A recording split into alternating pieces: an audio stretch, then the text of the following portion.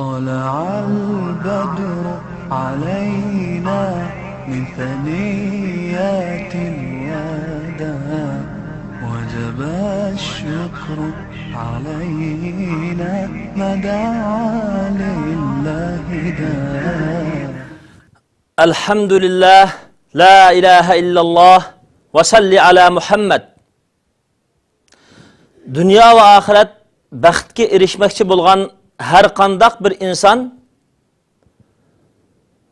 cho'qim o'zida sabr qilish kuch-quvvati va energiyasini yetirish har bir insonga lozim va hayotlikdagi muhim bo'lgan bir qobiliyat va bir zapas boylik. Sabrning muhimligini Qur'oni Karim alohida bizga tavsiya qilib, bu sabrlarning bir qancha turini bizga bayon qiladi. Buning birinchisi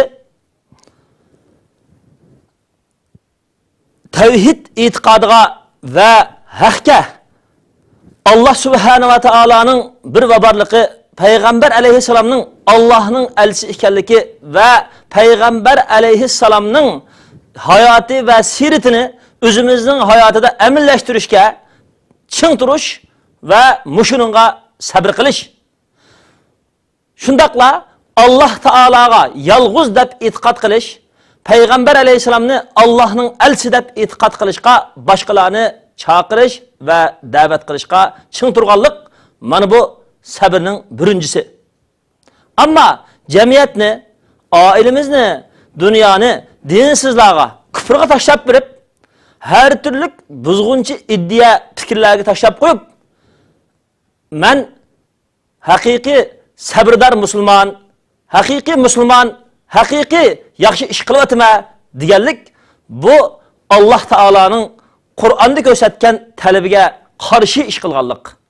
Har qanday bir musulmon men Alloh taolaga qul, payg'ambar alayhisalomning ummati deb o'zini e'tiqod qiladi ekan, cho'qim bu kishi o'zini sabr deydigan energiya bilan kuchlantirish kerak.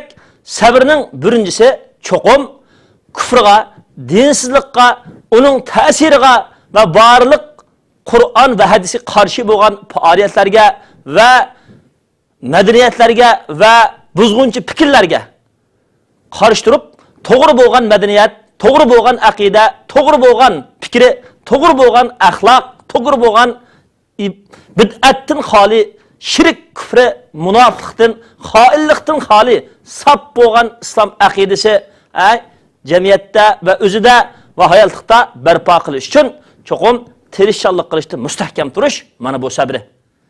Chunki islom dinining birinchi temasi la ilaha illalloh, ya'ni har qanday bir Allohdan boshqa yolg'on ilohlarga yo'q deyishga, Alloh qila ma'qul, seninkini qabul qilaman deb ching turishga, energiya va kuch-quvvatimizni avvalan iddiadan mustahkamlashga Alloh buyurgan.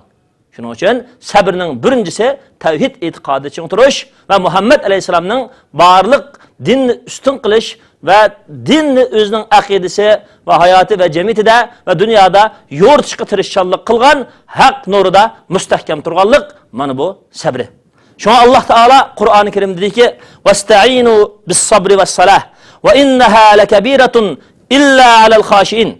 Sizlar tavhid e'tiqodida va payg'ambarlarning turgan islom dinidan iborat bo'lgan shariat yo'lida ching turish bilan yordam talab qilinglar. Avvalan dinni, islomni, payg'ambarni, Alloh taolaning dinida va tavhid e'tiqodi mustahkam turishini tashlab qo'yib, juz'iy ojiz ishlarga asvilib, ko'rinishdagi ishlarga asvilib, dinning asosi mohiyatini tashlab qo'yib, menga yordam kamida, bizga yordam kamida, biz kuchlanmadik desak, bu o'z yo'li bilan Alloh taolaga esilgan to'g'ri yo'lni tutgan bo'lmaymiz. Shunga har qanday bir musulmon dunyodami g'alaba, oxiratdami g'alabaga erishaman deydi ekan, avvalan tavhid e'tiqodini ikkinchi qilib payg'ambar alayhisolamning hayotini o'zi va oilasi va jamiyatda amallashtirishga, aniq bo'lgan minglatgan Qur'on mingayotgan, ko'rinayotgan bir Rasululloh alayhi vasallamning sirati, hayoti bizda amal ishlaydigan bir shaxs, bir oila, bir ummat bo'lishga tirishchilik qilsak, Alloh taolo bizga o'zining dunyo oxiratlik yordamini ato qildi. Shunga Alloh taolo deyki, sizlar mushu tavhid e'tiqodi va payg'ambarlarning tutgan yo'lga ching turish bilan yordam talab qilinglar. Va namoz bilan yordam talab qilinglar. Ya'ni mushu tavhid e'tiqodi ching turish va har qanday bir payg'ambarlarning tutgan yo'lida va shariatlarida ching turishda cho'qim namoz o'qishga, ya'ni ruhiyatimizni Allohga bog'lashga, Alloh taolo bilan bo'lgan munosabatimizni doim davomlashtirishga, buning eng namolliq ko'rinishi bo'lgan namozga ahamiyat berishga bizni buyurdi. Namoz xuddi kompyuter, telefon, har turli tantaraqqat vositalariga to'q qachilganga o'xshash bizga energiya, ruh, kuch-quvvat qachilaydigan bir vaqt.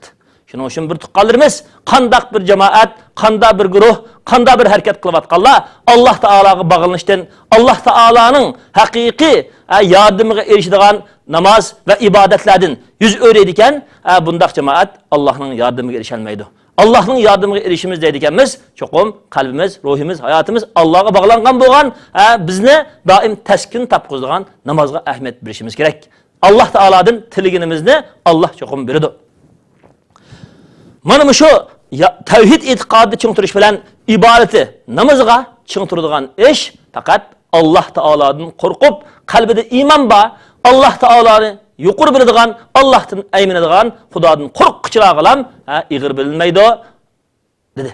Shuning uchun bir tuqqanlarimiz mushu hayoti dunyoda men islom dinini dunyoning har qaysi joylarida haqiqiy amriyati bilan yo'rtib birma, men payg'ambar alayhisolamning haqiqiy izbosari bo'lma, haqiqiy payg'ambar alayhisolamning ummati bo'lma desak, biz islomiy hayotda yashash uchun har turli musibatlarga sabr qilaydigan, aziyatlarga sabr qilaydigan, barliq dunyo insonlarga va musulmonlarga va o'zimizning oilasi jamiyatimizga islomning haqiqiy Alloh taolo uchun xolis bo'lgan bir yaxshi muxlis musulmonlar ekanligimizni, islom uchun mustahkam qilgan barliq tirishchiligimizni, Alloh rizoligi uchun qilgan amalimiz ekanligini, biz zodi Allohga tava, payg'ambar alayhisolamning izbosari ekanligimizni amallashtiradigan, ixlosmand musulmonligimizni oshkor qiladigan yaxshi amallarni qilishimiz, har qanday aziyatga sabr qiladigan amiyatimizni amaliy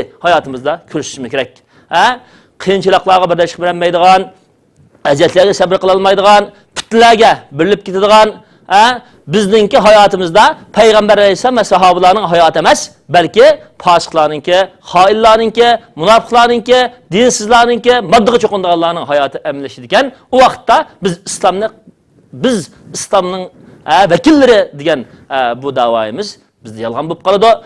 Biz u vaqtda fitna bo'lib qolamiz. Shunga Alloh taolo Qur'oni Karimda Robbana la taj'alna fitatan lil qawmiz zolimin, bizni zolim qavmlarga fitna qilmagin, zolim qavmlar, kofirlar bizni qarab dindan azib ketmasin, ya'ni bu qarasa din bulda, dinning ko'rinishi, islomning ko'rinishi bulda amallashmaydi ekan. Qur'on qarasa shirk, kufri xato deydi ekan, kufrlik iddis xato deydi ekan, dinsizlik, munofiqlik, xoinlik, ikkiyuzlimichilik, fitna, o'zaro bir-biriga zulm qilish xato deydi ekan, lekin buning amiti qarasa, bu Qur'onda bor, hadisda bor ish bo'ldi ko'rolmaydi ekan deb boshqalar bizdan yomon bahona qilib, bizni ayblashga yoki islom dinining yuzini xuluqlashtirishga sabab bo'ladigan har qanday yomon axloq, yomon iddia, yomon ish harakatdan yiroq turib, Alloh taologa bo'lgan tavhid e'tiqodimizda va payg'ambar alayhisolatu vasallamning hayotini ulug' qilib minishimizda ching turadigan sabrni o'zimizda yetildirish sabrning birinchisi.